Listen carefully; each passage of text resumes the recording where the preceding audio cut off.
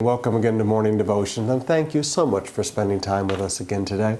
Where do we begin? We've got Elijah and Elisha. We've got those kings that, in spite of all of the reality of God, they couldn't seem to follow God. We've got David's incredible urgency in prayer. Repetitively, he says, "Come quickly, Lord. Come quickly. Help me, Lord."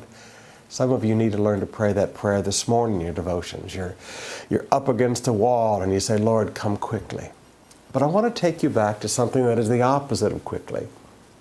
And I want you to understand that destiny delayed is not destiny denied.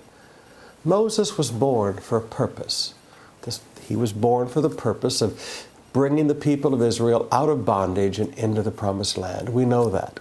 We also know that he made some wrong decisions. We see over in verse 23 of Acts chapter 7 that when Moses was 40 years old, he decided. And when he made that decision, it turned into a bad decision, and he got in the middle of an argument, and he killed an Egyptian guy and then wound up fleeing for his life and spending 40 years on the backside of a mountain with a bunch of smelly sheep. But then in verse 30, it says, "After 40 years had passed, an angel appeared to Moses in the flames of a burning bush." After 40 years had passed. Now some of you are listening to me today. And many years ago, you knew your destiny. You knew the hand of God was upon you, and you knew that you had this purpose in your life.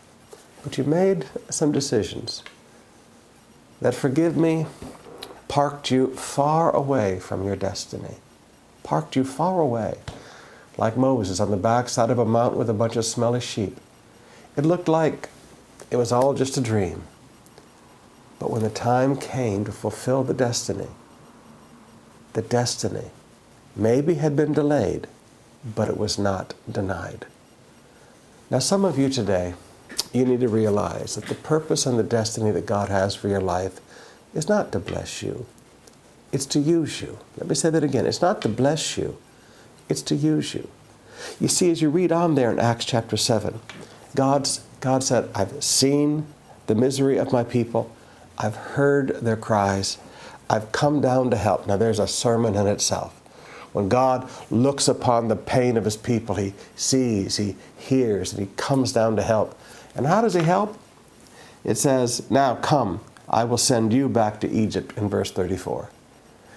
When God sees the needs of people and it's time to fulfill his promises, he looks for the person who was born for that purpose. Now maybe you've made some decisions and you're on the backside of a mountain with a bunch of smelly sheep. But when it's time to fulfill that destiny, when it's time to help those people, God looks for the person who was born for that. Now for some of you, forgive me, there are cities here in the Philippines that God has set you aside to reach.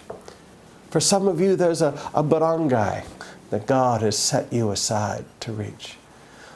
God has had a destiny upon your life to help people, to bring people out of poverty and pain, and bring people into an abundant life.